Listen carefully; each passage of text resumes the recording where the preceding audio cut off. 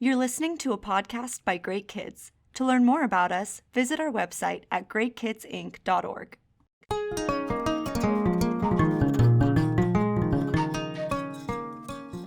This is Different Eyes, the view from the heart of another, a Great Kids podcast about overcoming bias in others and in ourselves.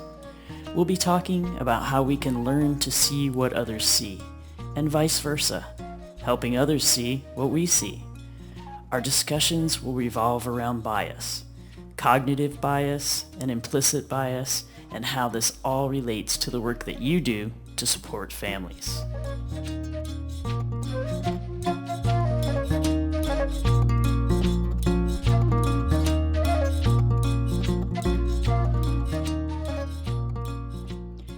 Looking back over the past year has proven interesting in so many ways. One day, our reflections evolved into a discussion of cognitive bias and all the ways that this affects decision-making, ours and everyone else's, without us even realizing it. The conversation got interesting enough that it sparked the idea for this podcast. We hope that by beginning to look through the eyes of others and also helping them to see what we see, we might all start to see things that maybe without each other's help, we never would have noticed. Hi, welcome everyone. Thanks for joining us for this final episode of our Different Eyes video podcast. With me here today for our discussion is Shauna Donaldson, the Great Kids CEO, Estela Navarro, the Director of Training and Technical Assistance for Great Kids, and Jennifer Hayes, our Product Development Manager. Welcome to each of you, and thanks for joining us. Dana, it's hard to believe it's our last one, or in this series anyway. Yeah, it is. Like, it feels like we just started this, and it also feels like it's been going on for a long time. So I have like sort of both feelings about it. Right. I'm excited to be here. Thank you for the invitation. It's really an honor to be part of this last episode for sure. Thank you. Great. Thanks, Estela. Welcome back. Thank you for having me. I'm excited as well. Good. I'm glad we get to bring in all the perspectives on this because, some of you weren't with us in those very early podcasts, and now you might have some things that could be offered up on those that maybe we didn't talk about. So if you've been following this series, you know that over the last 6 or 7 months, we've been using this platform to talk about cognitive bias and how it relates to our lives and specifically our own personal lives. I think we've been sharing that as well. So we've covered 11 different cognitive biases during this season.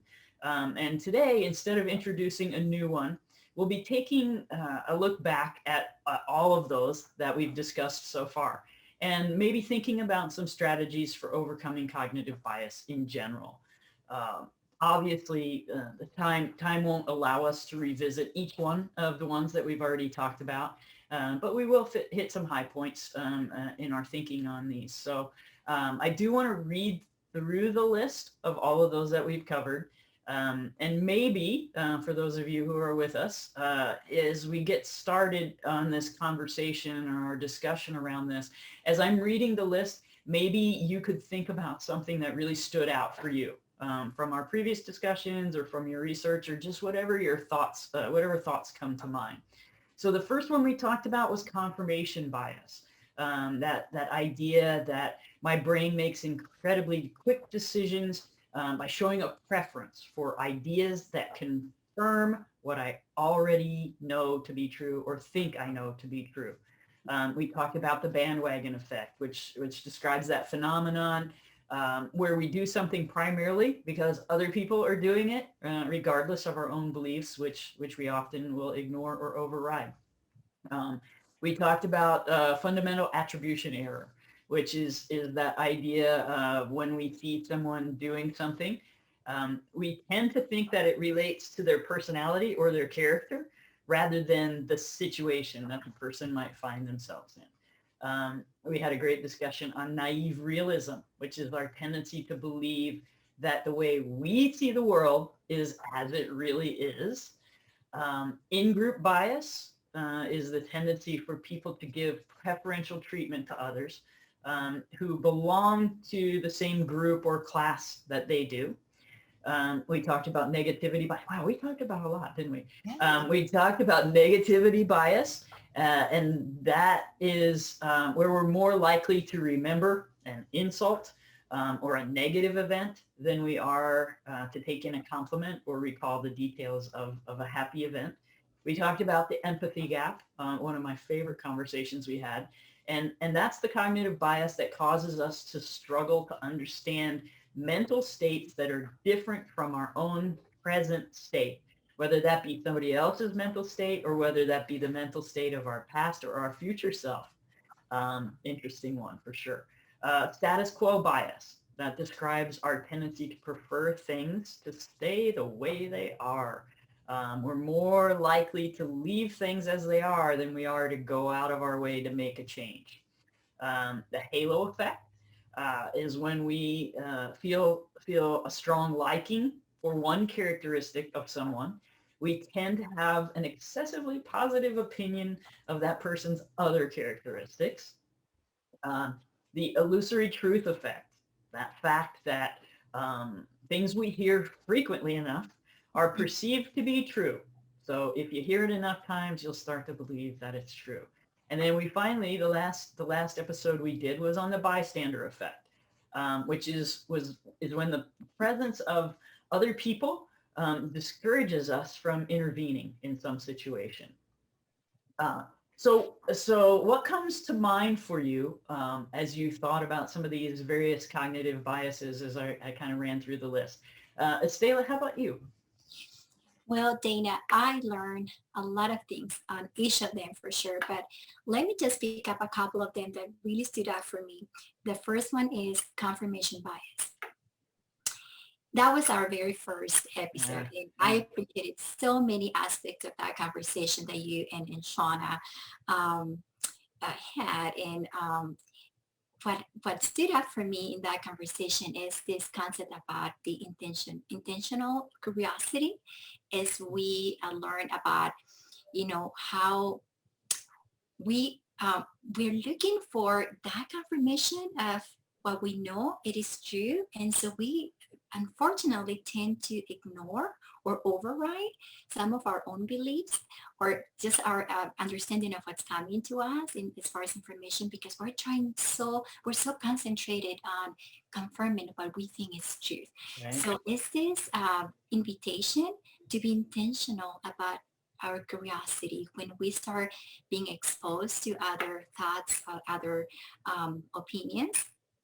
So really, really great conversations there. So that was really, really good for me. Another one that stood out for me was the bandwagon effect. Yeah. And this one really captured my attention about this need of belonging, how we fall into these, situations in wanting to go with what the group is agreeing to do or wanting to do, because we need to be part of that. We want to be part, we want to belong. And even to the point that we might go with that idea when we might not fully agree, but we need to be part of that group. And so that was another one that really allowed me to process and reflect of, what would I do or say the next time I find myself in a situation like that? Right. Yeah. No, good points. I think two questions that we could ask ourselves around those two that you mentioned. One being, what if I'm wrong? And then the other being, what if everybody else is wrong? So kind of the flip side of both of those. So I think it's interesting the way those paired up in your thought process there. Jennifer, how about you? What came to mind for you? As you were reading that kind of long list or kind of giving us this list of all of these biases, is the fact that my vocabulary has increased through this podcast. I was aware of some of them, but I wasn't as aware of others. And one of those was the fundamental attribution error. I think about that one, and I've been having conversations with some folks in my life about that particular bias. I think it was Shauna. Shauna, you mentioned about your son who has a heart for people that are experiencing homelessness. And, that kind of really resonated with me. We were driving down the road and, we were looking at a person who had a sign and, was asking for help. And someone in the car said something kind of just off the cuff, right? And it really just hit me that, we attribute what they're doing or some of the things that are happening to their personality or something innate within them rather than their situation. Right. And that switch of language of homeless person versus a person experiencing homelessness, it's just a totally different way of viewing a person and valuing their situation. And so that's kind of a way that I've been thinking about bias. That's such a good point, Jennifer. And I think language is critical in so many aspects of this. I think I noticed right away when you said a person experiencing homelessness, that jumped out at me. And I think it's such an important way of something we've definitely been talking about at Great Kids, as far as, the person first language and the importance of that. And so I think that's really important. But I think the other thing that you said there that really struck me is that your vocabulary has increased. So it's almost like we've learned some language that allows us to take kind of a shorthand approach. Now, when we notice these things, we can quickly say, oh, it's that. I see that bias coming out, as opposed to just either not noticing at all or maybe feeling like, oh, this thing happened and I don't understand why I made that decision or why my thoughts were there. Now we have the language for it and we understand a little bit more about how our brain works. And I think that's really important. So thanks for bringing that up. How about you, Shauna? What thoughts came to you? I want to piggyback off of just what you finished saying is having the language. What I think certainly my language has increased around the different, all the different biases that there are. And it's been helpful because I know how to talk to myself about it now, right? I didn't have the language to say, this is what this is. Here's why it's happening. And so what can you do to make that different? Now, I will say that having the language has not shifted. The tendency that can show up to fall into that bias. And, I had a great, unfortunate one of those experiences this week where I fell into the status quo bias and didn't even realize it until there was an additional conversation about it. And once someone asked a question, right, then I had the language to know what it was, why it happened, and be able to take some action to do something different. So I think the thing that I've learned is, besides just becoming more aware and knowing all of these different different biases exist, that it's not enough to know. There has to be intentionality in our daily lives to take actionable steps to make it different. Yeah, I think that's exactly the importance of why we keep talking about this idea of how hard it is to overcome these biases. I think this idea that just knowing about it isn't enough, and I thank you for saying that, because now we've got some language and we know that these things exist.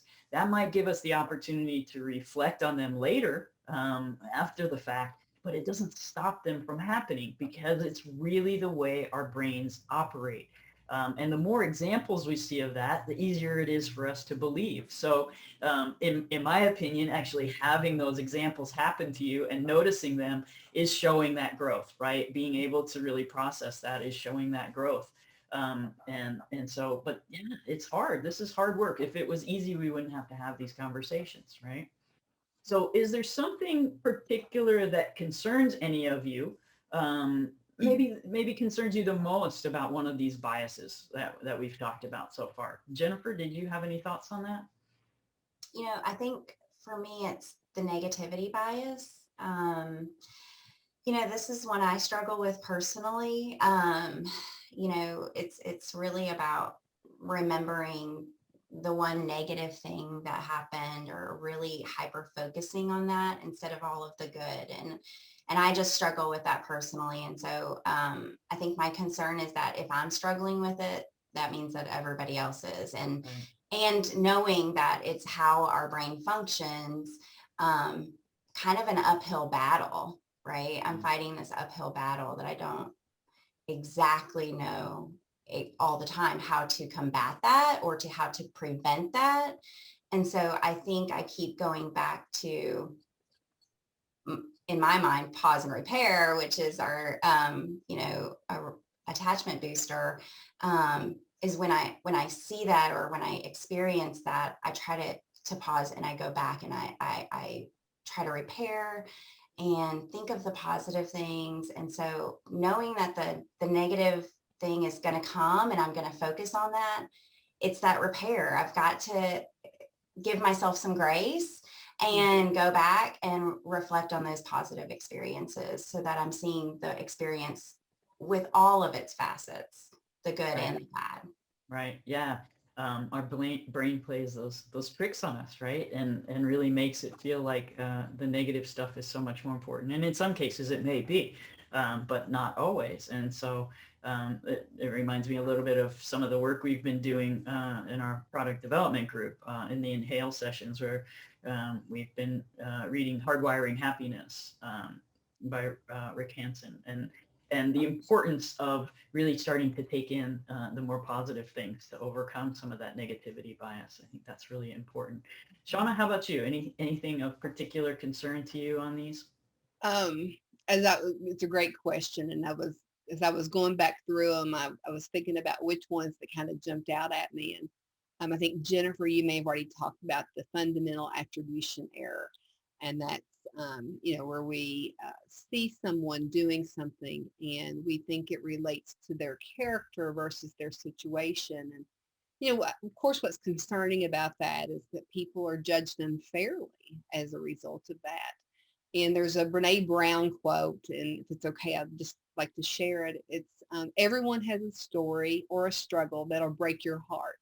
And if we're really paying attention, most people have a story that'll bring us to our knees. Yeah. And that is one of those quotes that just really resides within me. Because I think, right, it's so easy for us to make snap judgments about someone without thinking about what could really be happening for them. And I know many of us are reading Dr. Perry and Oprah Winfrey's new book, What Happened to You?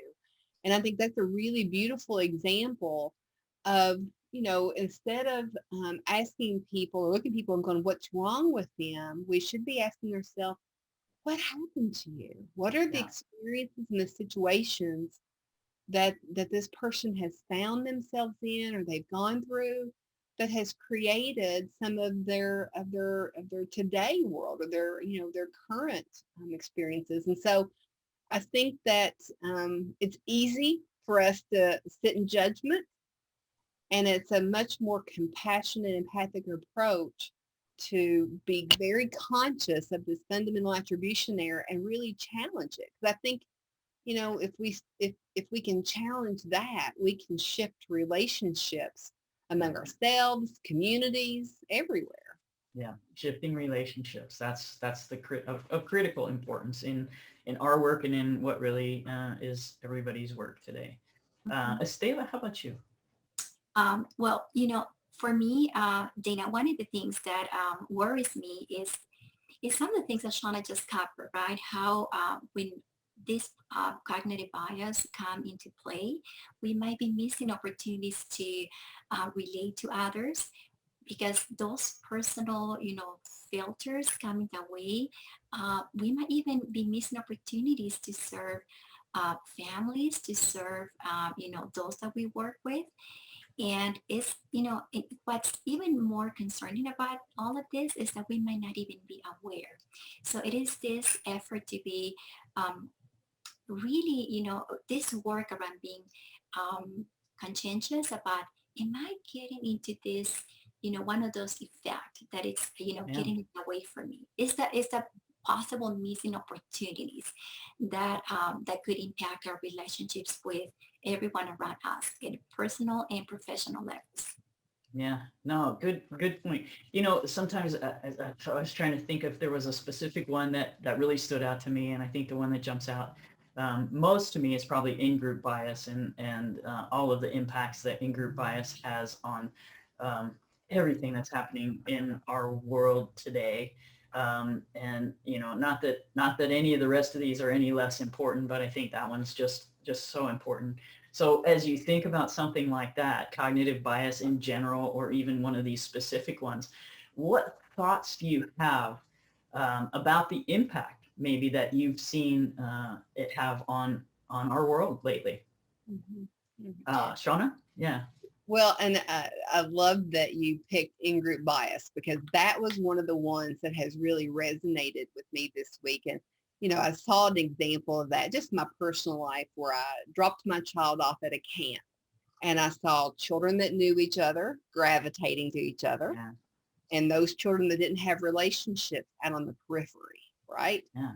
And so, I sent my child a message and said, please go over and talk to X, Y, or Z, right? Because I'm Right. so aware of that. But moving that up to a worldly view, Dana, what occurred to me is that because of in-group bias, we can have less sympathy and compassion for those people who may not look like me, sound like me, or act like me.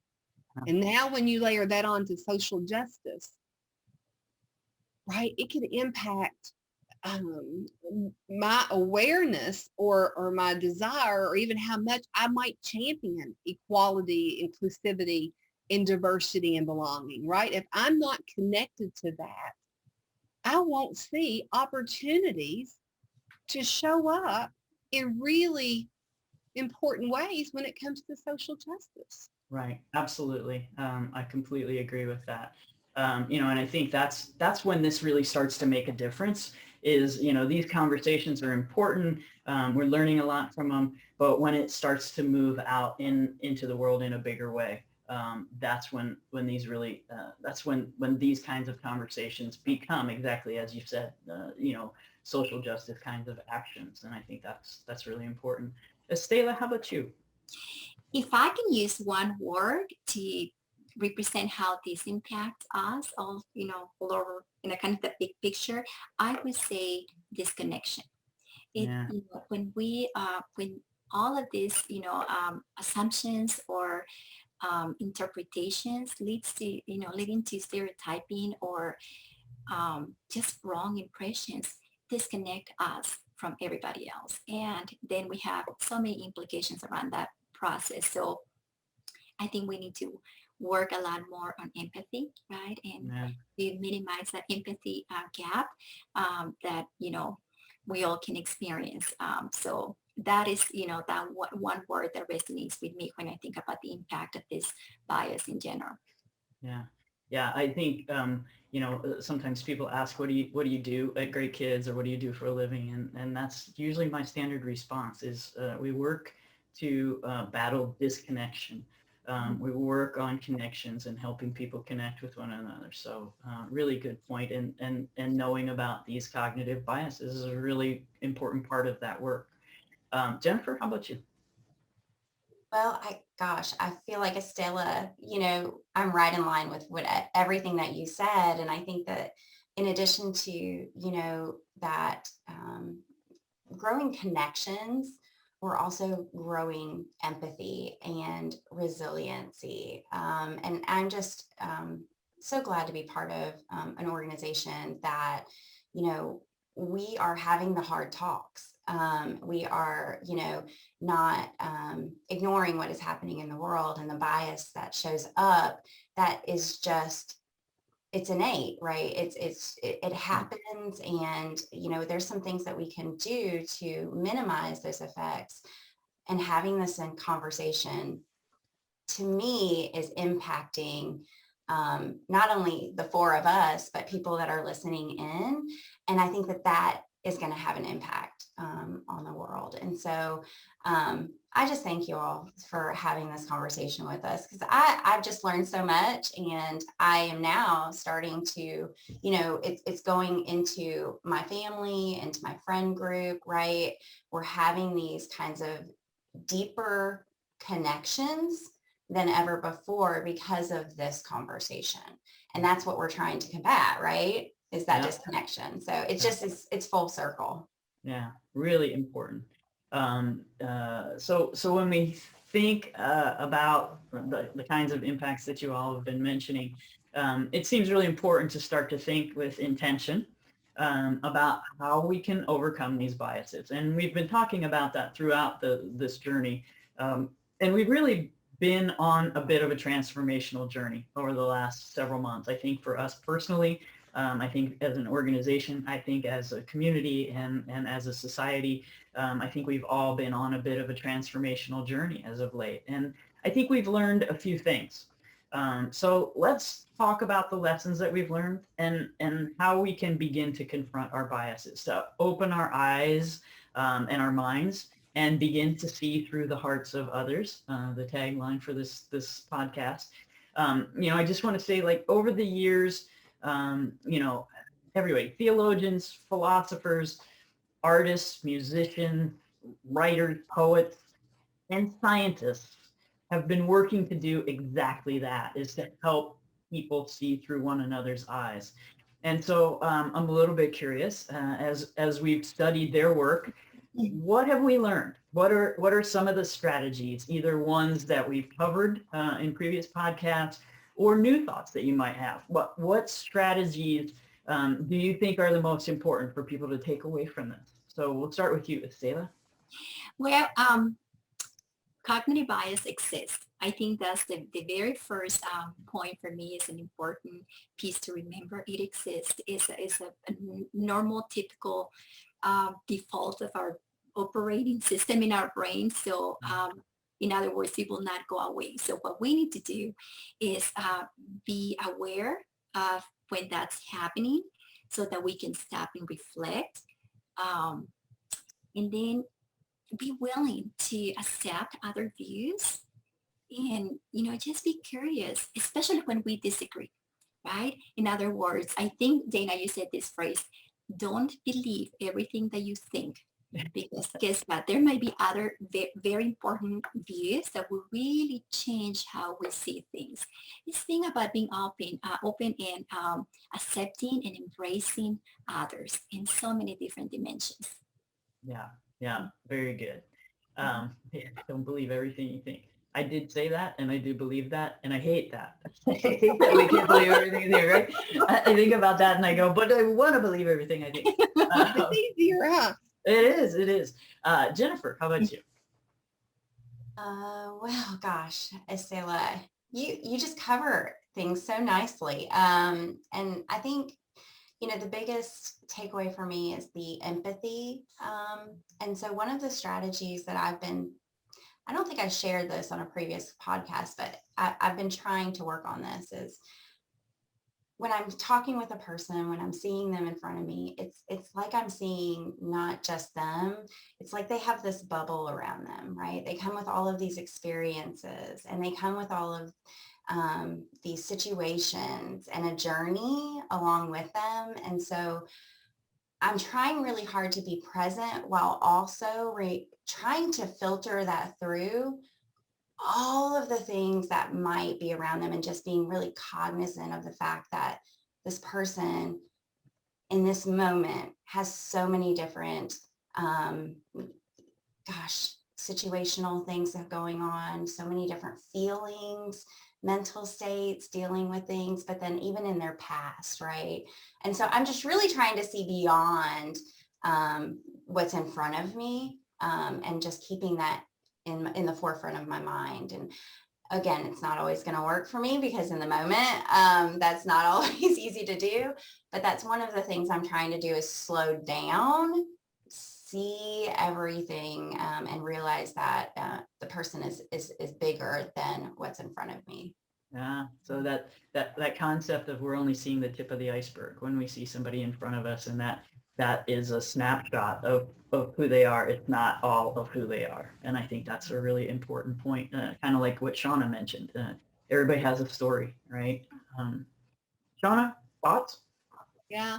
I had a strategy that I didn't know I had. And now that I realized I had it, I need to be very intentional about creating it in the future. And my strategy really is that in the workplace, it's really important that I surround myself with people that I trust, that I know that has my best interest, and that we agree to engage in truthful dialogue about hard subjects. Because this week when I had my example, my own personal example of that status quo bias where, I had this default to go to something that I was comfortable with, it wasn't until a person that I trusted said, well, tell me about that. And in that moment, like it started unfolding of, well, I don't know why, right? And then I really started to push into that. And it was in that conversation that I realized it was just because I was comfortable with something. Even when I knew I had something much better available, I went back to what I was comfortable with. But had I not had this relationship that we've worked hard to develop, I wouldn't have been able to engage in that. That person wouldn't have been able to talk with me about it, and I wouldn't have probably have had the vulnerability to kind of dig into it for myself. And so, in the home visiting world, we place a lot of value on that supervisory relationship that happens between supervisors and home visitors. And those times together, those protected, safe places where staff are connecting with each other around open and difficult conversations where you can push into things are so important. Yeah. Because ultimately, right, it serves the program, the staff, the home visitor, the family. And so I think in the workplace anyway, I think it should be a strategy to really build those types of relationships with one or two core people at least, right, where you can be vulnerable and honest and make an impact as a result of those conversations. Yeah, right. Really good point. And I think the openness of not just ourselves, but the people around us is critical, and particularly in the workplace, as you said. So I think that's a really good point. So all really great thoughts. This is hard work. Like I said earlier, if it were easy, we wouldn't have to have these conversations, right? So as we've talked about before, I think I've said this before. I'm busily taking notes from everything that you guys are saying, mental notes at least, and coming up with lots of policies for my future self, right? So how do you think you might behave differently based on our discussions so far? Jennifer? Yeah, gosh, I feel like so much. I'm with your future self. I'm a little overwhelmed at all of the strategies that I want to take on. And I think in the future, Shauna, those truthful conversations that you mentioned, I think that we need to challenge ourselves in our relationships to do that. And so I want to make sure that I'm doing that and being that person. So, being able to really connect to people is what I want to do in order to have these kinds of conversations. Yeah, absolutely. Shauna, you already kind of told us one of your strategies. Mm-hmm. Ask the question again, Dana, because I was listening to Jennifer and I was agreeing so much. I need the question again. How do you think you might behave differently, kind of based on these conversations? Yeah. So I do agree with Jennifer completely, right? That is our goal. A couple of things popped up when you asked the question. I think there's an intentionality piece, and maybe we'll talk about that in a second. But the other thing that has shown up for me this week is the importance of giving myself grace, Mm. because unconscious bias is real. And I think if we pretend that it's not, right, we miss opportunities to do better. And I think we have to give ourselves grace that we know that those things exist and we're going to find ourselves in the middle of them, and the importance of not beating ourselves up, but really just to be vulnerable enough to go, gosh, here I am. And now what do I do?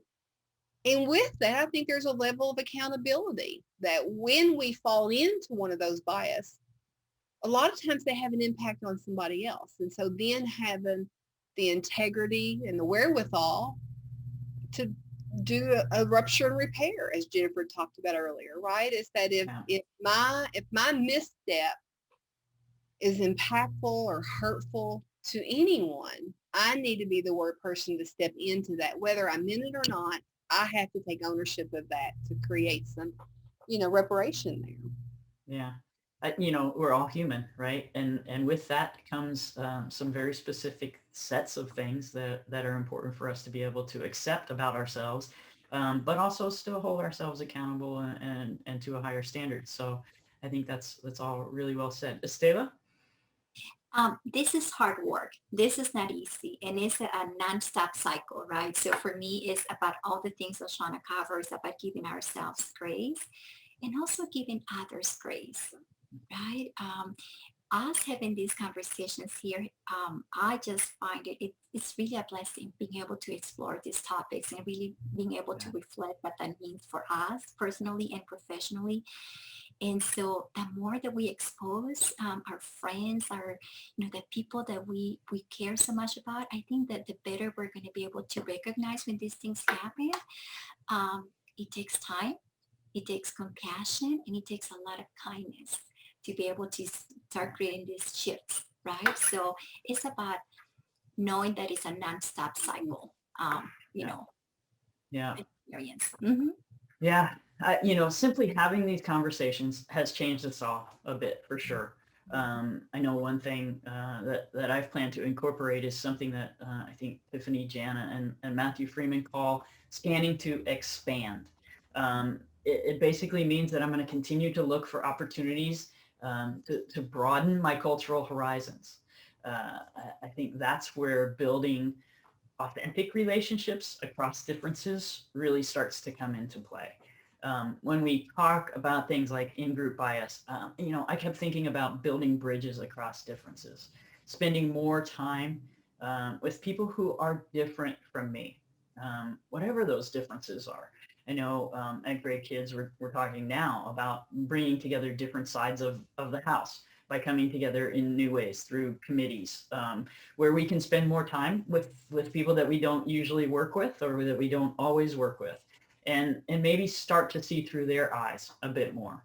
And I think that will make us stronger. I think that will make us stronger at work, but I think that makes us all stronger to start to do that. So speaking of our work, one thing that we like to do at Great Kids is to come up with simple ways to implement complex research in our everyday lives. So for parents, we call these the daily do's. Here's a fun question. So if you had to come up with a simple skill set or a daily do around overcoming bias, I wonder what you might come up with. Any thoughts? I know you haven't. I don't want to put anybody on the spot, so I'm just going to leave this open. And if you have an idea, go ahead and feel free to share. Well, I can go. All right, Estela. Okay. I thought about this a lot because I really, really appreciate this idea of I need to do something, right? It's not just the information that we have been exposed to and the learning, but what action can I put in here so that I can experience some growth? So I thought about this 3-step, strategy. The very first one for me would have to be stop to reflect. Where am I with this situation? Ah. The second step in this strategy is listen to others with intentional curiosity. what am I learning here? What is so different, and what can I appreciate about that opinion that is so different than mine? I know there should be a learning there for me. What is that? So that curiosity, right? And then the third step in the strategy that I'm thinking of is repetition is the path to success. So I gotta repeat all that experience over and over until I get it. And because my brain will lead me into this default setting, I need to remember that it's an ongoing, process and ongoing strategy that I need to implement every time I have the opportunity.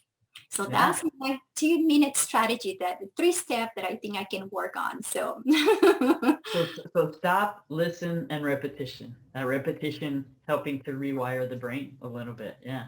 So very good. Anybody else? Well, I thought about maybe, I like to come up with some snazzy names, but I was thinking about we could join the turtle club. Okay. So here at Great Kids, we like the turtles, and we think about slowing down. And when I think about cognitive bias, I mean, that's what comes to mind is I have to slow down in this busy world. And so, first of all, so mine has maybe 4 steps, Selah, and I'm going to steal an attachment booster too. So first step would be slow down. Step 2, connect. And so that brings in that listening and being empathic and those kinds of things. Step 3 would be pause after that, because, we need to take some time to reflect, and then repair, because I know that this cognitive bias is going to happen. And so I need to be prepared to repair anything that happened, because my brain is on kind of that automatic sorting, if you will. Nice. So slow down, Yep. connect, Mhm. pause, and Yep. repair. Yeah. I love it. Simple. That's great. Shonda, did you have one? Well, yes, I'll need you to pay close attention to capture the steps, because I don't Okay. know that I operationalized it as well as Estella and Jennifer did. And it was a strategy I sort of put in place a while back and really had not considered it.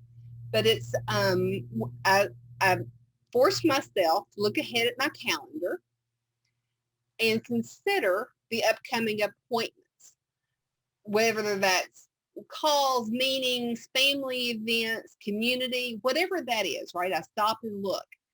And if I'm looking at something on that calendar and I have a negative reaction to it, Mhm. I force myself to reframe it and say to myself, I'm really looking forward to that because, and I even write it out. We have a system that we use here at Great Kids that lets us plan for the week and reflect on the week. And I've started to build that into that process. And it's been pretty cool how I've been able to reframe some of those experiences. Nice. So stop, look ahead, kind of look at the horizon a little bit, plan where you want to go, and reframe if necessary. If you're feeling like you don't want to go that way, figure out how to get yourself in that mindset. Nice. Yeah, Nice. you can look for the biases then that way, right? Because Yeah, as I was thinking about the question and that whole in-group bias, I can even help my child plan for things differently, right? If I look ahead at his schedule and go, what might show up for him, I can empower him to take different actions as well. So, I think it's this intentionality that we've talked about on every single call, right? Because our default is to go with what we know, and we have to be intentional and create action to do something different. Yeah, absolutely. As you all know, I'm a big baseball and softball fan, and in that world, one of the first things they teach you as a beginning player is think about what you're going to do with the ball before it comes to you. And so I think that's sort of what you're doing there, right? So before the ball's ever even hit, you're sitting there. So I was a shortstop, and I would sit there and I would think, okay, if it comes to me, here's what I'm going to do. So I didn't have to think in that moment. I could plan ahead a little bit. So I think great strategy. So thank you all for sharing those ideas. Jennifer, I hope you're taking some notes because I think there's probably some future product ideas buried in there somewhere. I simplified the skill set with an acronym. So this is very rough, so bear with me, but it might go something like this. So I called it learn. And the L was for listen instead of, and I think you'll see there's a lot of similarities to what we all had to say here. So listen instead of judging. The E was for empathy, try to feel what others might be feeling. The A was ask instead of assuming that we know something, make sure that we ask. The R was for read, because I just don't think we can deny the importance of reading about a lot of different things. And I think that gives you the opportunity to experience things that you might not get the opportunity to experience firsthand. So reading about them, reading about other cultures, reading about other peoples, I think is important. And then the N was new things. Expose yourself to many new ideas and people as much as you possibly can. I think we could probably play around with this kind of brainstorming all day. As a matter of fact, it's what we do half the time anyway, right? But it's about time to wrap things up. So any last thoughts as we close up this final episode of the season? We'll start with you, Estela. Great information, great tips, strategies, everything, the learning that I experienced myself, and I'm pretty sure our partners who are joining us and listen to our talks. And while I know all of these things might not truly it might be impossible to eliminate this default process in our brain. It, it's just designed to take these shortcuts, right? So I know all of these different, strategies are powerful. And Yeah. I'm very grateful for being exposed and being part of these conversations because I know it makes me a better person every day. Absolutely great. Thanks, Estela. Jennifer? Well, I just wanted to thank you and Shauna for opening up your podcast to having guests and being inclusive. And it really opened up my mind to a lot of different topics. And like I said, it grew my vocabulary, and I learned using your acronym. I learned a lot. So thank you so much. Great. Thanks, Jennifer. Shauna? Well, every podcast I've learned something, and it's just been great. It's been fun. It also helps me remember, and I won't get the quote right, but it's something along the lines that some things will not get better unless I help them get better, or something like that. And I think that's so true, right? Things won't change unless I'm part of that change. And all of these conversations have really shown up for me in that way. And I'm grateful for them. Dana, I'm grateful to you. This was your baby, so to speak. It was something that was really important to you. It was a way that we could maybe have an impact and create dialogue with people outside of our circle. And so just thank you for your openness and willingness and vulnerability to take this on and make us all better as a result. So thank you, Dana. Absolutely. And this has been a lot of fun. The idea that oftentimes we simply can't see what we can't see was intriguing, really intriguing enough to kind of kick off this whole study on our part. And I think you, Shauna, for being encouraging and saying, yeah, let's take this, let's take it and run with it, because I think that's an important part of any of these kinds of things. So we all have a set of assumptions, limitations, prejudices, likes, dislikes, triggers, fears, conflicts of interest, maybe blind spots that keep us from seeing things as they really are. And most of the time, we're unconscious of those internal obstacles to seeing and understanding. So that can make us reject things that we should accept, and it can also make us accept things that maybe we should reject, right? So, our hope is that through this journey with us, you've been made more aware of some of the biases that might be getting in the way of stronger relationships, whether it's on a personal level or on a work level or on a global level. By learning more about what makes it hard for us to see things clearly, we're dipping our toes in the water of change. Real change, I think, that can make a big difference in the world. I think what we're doing is beginning to see with different eyes. And we hope that you are too. So thanks so much, everyone, for joining us on this journey. Take care and bye to everybody. Thanks. Bye.